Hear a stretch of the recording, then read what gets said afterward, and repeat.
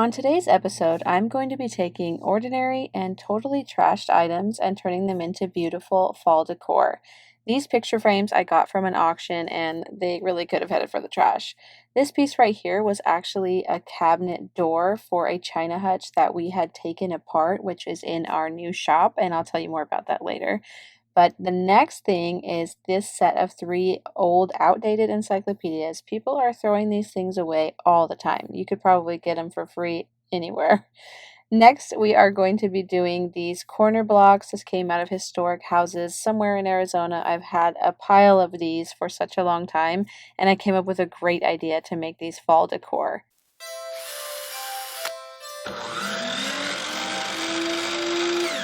So starting out with this video, the first project is going to be flipping these two mismatched, kind of busted up picture frames into really beautiful and kind of shabby chic fall decor. The first thing that we need to do is just take everything out of the frames because I'm going to be painting the frames. So I'm just removing everything that's inside there, tossing the papers, but keeping the backs because we're going to need those. Now I'm going to be cutting out some fabric that's in a red and white taking stripe, and the reason that I'm picking this red and white is because I want the background to be fall tones, which is like red, orange, things like that, but specifically I chose red because I'm going to do an apple pie theme on the thing that I'm going to do inside these frames. So I'm Mod Podging on some of that fabric on there and then cutting off the little edges where it has frayed. I'm going to repeat the same thing on the other back piece of the other frame, and both of these are 5x7 frames, so it was easy to cut out the same size twice. You can do this on any size frame though, but the reason why I'm doing these two is because it's the only size that I had two of that I thought would go really well with this project. Now I'm going to be painting the outside of the frame. I'm using a buttermilk color from Dixie Belle, and it's just an antique white, so if you don't have Dixie Belle paint, you can do a little bit of an antique white or a bright white or whatever color it is that you want to do. You can even do red if you're really going for this apple theme. I know there's a lot of people out there that collect apple decor for their kitchens and whatnot, so if you like apple decor, this is definitely for you. I think a beautiful hot apple pie is something that screams fall to me, as well as apple cider, just apples in general. Apples are in season in the fall time, so apples are a great way to decorate that isn't used as often. And I want to say a quick thank you to today's sponsor, which is Cricut. Today I'm going to show you how I used my Cricut Joy Xtra to do quite a few of these makeovers. For the first frame, I'm going to be using Cricut Design Space to find some apple pie signs that are pre-made that you can search on here. Look at how many awesome apple pie things there are already in the design space. It was actually kind of hard to choose two that I really loved because I loved so many of them, but this one right here stood out to me first. So I'm going to click on that and I'm going to add it to my project, and then I'm just going to resize it to the size that I need. Luckily, I already know that my frame is a 5x7, so that made it easy to resize it. Then I send it to the machine to cut, and it is really that simple. You're just going to click on the type of material that you're using. I'm using smart vinyl, so I don't even need a mat. I'm just going to wait and load it when it is ready for me to load it. Then I set it down here in the tray. It has two guides on the side that make it so easy to use. And then you're just going to click go, and it is going to do everything for you. It even checks to make sure you have enough material for what you're actually cutting. Now here is a sped up version of it cutting and everything that it's going to do. You do not need any kind of experience in design or anything like that, and the design space is free to use.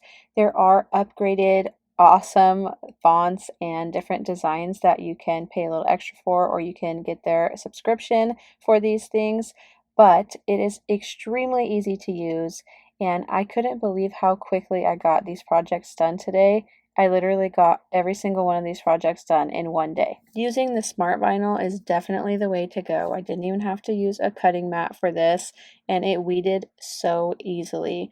I don't know about you, but it is so satisfying weeding away all the extra and getting that design to pop out. And I love watching other YouTubers when they do their Cricut projects and then they start weeding out their project and like revealing that awesome design of whatever it is they're making. But this one was really detailed, and yet it took me just a few minutes to weed the whole thing and it was ready to go.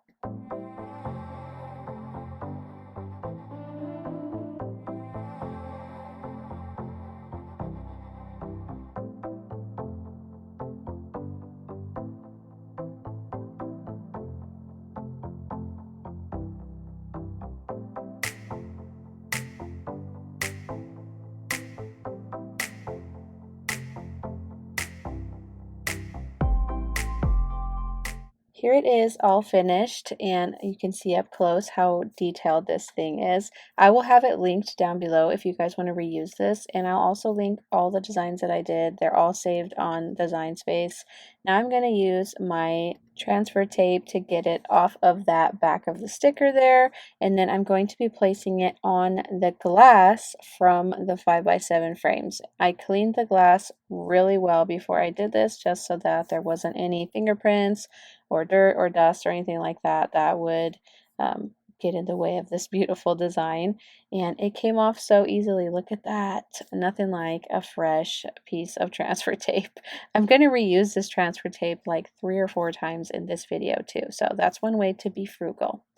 I'm going to lay it, I always eyeball everything, so I'm going to lay it on the center first and then work my way out, and then I just use that tool there to rub it really well to make sure that when I take that transfer tape off, it's not going to take my design off with it, and it's stuck perfectly well, and I put that transfer tape back on its wrapper. For the second frame, I went back to Design Space and looked for another cute apple pie sign that I wanted to put on there, and I saw this one right here.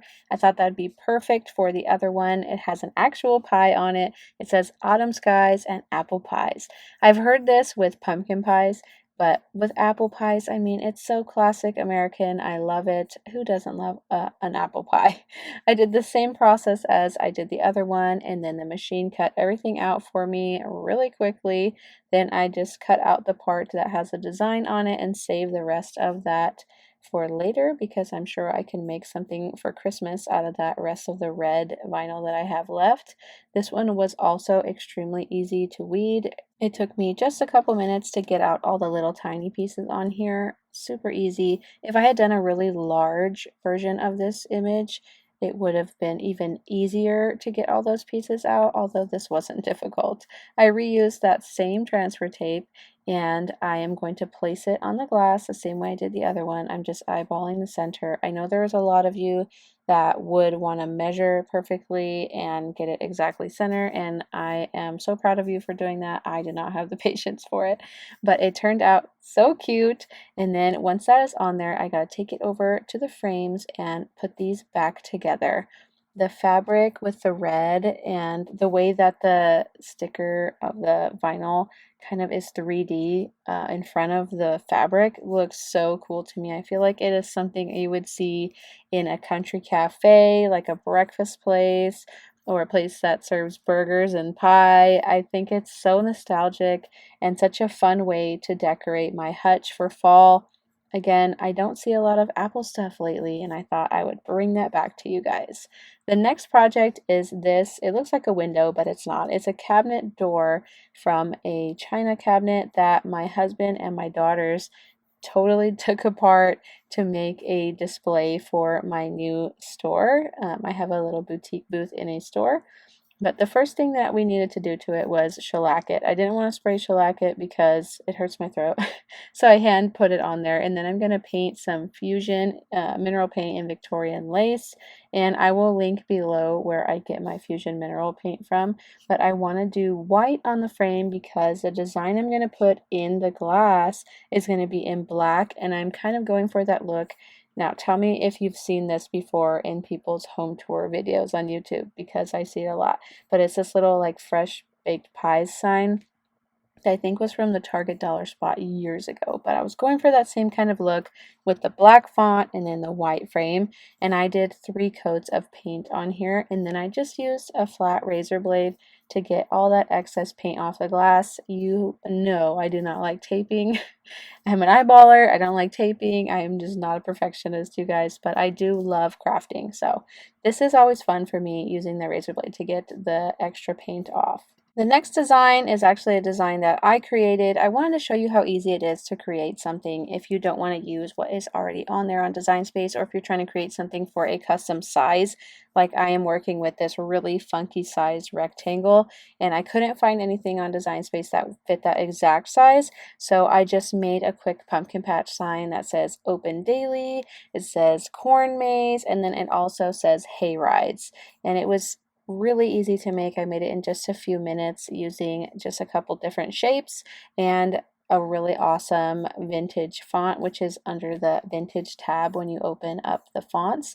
Then you're just going to combine it all, weld it together, and then send it to the cutting machine. I'm really amazed at what this Cricut Joy Xtra can do because it did a bunch of projects for me today, and I feel like I could use this thing for just about anything. It also writes with markers. It also can do print and cuts, and there's so much that you can do now with Cricut's products. They have papers that you can put through the printer, and then it becomes a heat transfer vinyl, so you can print out an image and then cut it with your Cricut Joy, and then you can immediately put it on a shirt, which I really want to try next. I think that's going to be one of the most fun projects for me because I like making custom clothes, and I think it would be kind of cool to make like a desert DIY shirt for myself so I can represent. But the next thing that I'm going to do is take this wooden ball garland that I got from Hobby Lobby. Was $9.99. I get it 40% off, and I'm just cutting it and then stapling it onto the sign as a way to hang it up. Look at how pretty it turned out. These big pumpkin patch signs like these can be really expensive, and this one was dirt cheap, and I did it so fast. All I did was take something that could have been thrown away and make something cool on my Cricut Joy for it. The next thing that I'm going to do is make over these 3 old encyclopedia books. I'm going to do them in a color scheme with a yellow, orange, and then a beige color. I wanted to go for kind of like the candy corn colors, but a little bit elevated or a little bit more farmhouse, I guess. And this yellow and this orange were just not cutting it. They were way too bright for what I wanted to do. So like true desert DIY fashion, I decided I'm going to just mix my own colors, and I mixed in my beige with each of these yellow and orange colors to make a lighter color that I thought would be much more soothing to the eye. And I did 2 coats with each of these colors to make sure that I had really good coverage on both. The orange, you can't really tell right here because it's drying its first coat. It turned out really beautiful, and then this yellow color turned into a bit of a like a wheat yellow. I feel like it's a little bit vintage and really pretty. And then of course the beige color, it's like a gray beige color, is super neutral, and it kind of helps to balance out the brightness of the other colors. Even though they are not as bright anymore, it's still bright compared to doing neutral decor. I'm going to put 3 words on this book stack, so I'm just writing farm fresh pumpkins. Creating book stacks is one of my favorite trash to treasures to do because books get thrown out all the time, unfortunately, especially outdated encyclopedias. You can do so many different things with book stacks, and you can also sell them at craft fairs. So if you're looking for an idea of what to sell at a craft fair, do book stacks. People are always into that stuff. Now I'm going to attach them together using my Star Bond super glue. I will have those linked down below if you guys are interested in this super glue. It has a spray accelerator that makes it dry pretty much instantly, so this is stronger and faster than hot glue. Now I'm going to use hot glue for this part because it is going to be seen, so I want to make sure I'm using something that is clear. I'm using this ribbon that I got from Hobby Lobby at 40% off. It was $4, 40% off. And I'm just going to make sure that everything's lining up with the size of the words that I'm putting on here and then glue it on. I want to make sure that it's nice and tight and that the parts that are glued are not going to show. I will quickly weed out the vinyl on these words. It's kind of hard to see because the words are white and the background is white and my table is white, but it's very easily weeding off of there. In fact, it's the easiest one that I have done all day on all these projects. And I'm using some transfer tape that I've been using all day long as well. So like I said, making it frugal. I'm starting out with fresh just because that was the last one that I had weeded. And I have to say, I am really impressed with how well this chalk paint is standing up to having the transfer tape taken on and off of it without any of the paint coming off. I did have one small spot on the very bottom of the book stack where a little bit of the paint kind of chipped off, but man, it did so well. And another thing you can do to prevent any of your paint from coming off is just to make sure that it's really sealed well. Now I'm using my staple gun, which I have linked in my Amazon store, to staple on a bow onto the top of here, and then I'm just going to use some E6000 to glue on a cheap little pumpkin as like the cherry on top. Here it is all finished. Look at how beautiful it looks, and the colors all come together so well. I love a vibrant fall decor style. Now it is time for me to take these corner blocks, which I had told you earlier, they came out of some historic home somewhere in Arizona. I bought them when I still lived in Arizona, and it actually could be from somewhere that wasn't in Arizona and somebody in Arizona sold it to me, but I'm guessing it was. And I'm just taking that same exact orange paint and painting these in that solid color. I want these to look like cute little square pumpkins, a little bit rustic, a little bit country, and I love that it has history to it. When you look at this, you're going to think, wow, what are those made of? And then maybe your brain will think, oh my gosh, aren't those things that go in a door frame? Or if you've never seen that type of door frame before, you might just think this is a really neat little wooden pumpkin. I did it really thick, and so the one on the left here had a really neat crackle effect on there because of how that thick paint dried on top of the shiny surface that was on there originally. And then all I'm doing is taking some sandpaper to distress it a little bit so that way you can see the wood coming through, and it also is going to help the different beautiful design elements on here stand out. This wooden dowel I got for like 99 cents at Walmart. I'm going to use it to make the stems for the pumpkins, and I'm just using some wire cutters to cut this dowel because it's so skinny. I don't need to have any kind of power saw or any kind of strength to do this. I just slowly squeeze and then turn the dowel and squeeze again and turn the dowel, and then eventually you can take it by hand and snap it right off, and it won't be a really jagged edge. It's a pretty great edge there. Then I'm going to repeat the same thing on the other side. I'm using the opposite end of the dowel so that I have two perfectly finished sides to stick out of the pumpkin, and then I'm just resizing it a little bit because I want them to be just a little shorter than what I had cut them to be. And again, it was so easy to break it off after you use those wire cutters. I'm using a drill with my biggest drill bit on there, although it wasn't big enough, so I just kind of twirled it around in there to bore out that hole a little bit more, and then I used regular old wood glue to fill that hole in and make sure that that piece of dowel is not going anywhere. I always wipe off the excess wood glue as well. Do not forget to do that. I repeated the same process on the other one, and then I put lots of wood glue in that hole again and stuck the dowel in there, wiped off the excess glue. Once that was dry, I used some more Hobby Lobby ribbon. This was $2.99 plus 40% off. And I'm going to make cute little bows on here. I wanted to brighten them up a little bit because I felt like the wood tone and the orange were kind of similar. So I wanted to add something with a little bit more of a tan color or a wood color and white. So that way it's bringing in those tones but brightening up a little bit. And then on the edge of these bows, I'm going to cut it at a 45. I pinch it together and then cut it at a 45-degree angle, and that creates this pretty little effect on the end of the ribbon. It makes it look a little more finished. And then I repeat that same process over here, tying a bow and then cutting the ends so that they have a finished look to them. And I accidentally cut it in the wrong direction on the first try, so I had to go back and cut it in the correct direction. But this just goes to show you that, everybody makes mistakes, nobody's perfect. Then I used hot glue to secure these bows so that way they don't turn or get out of place in any way.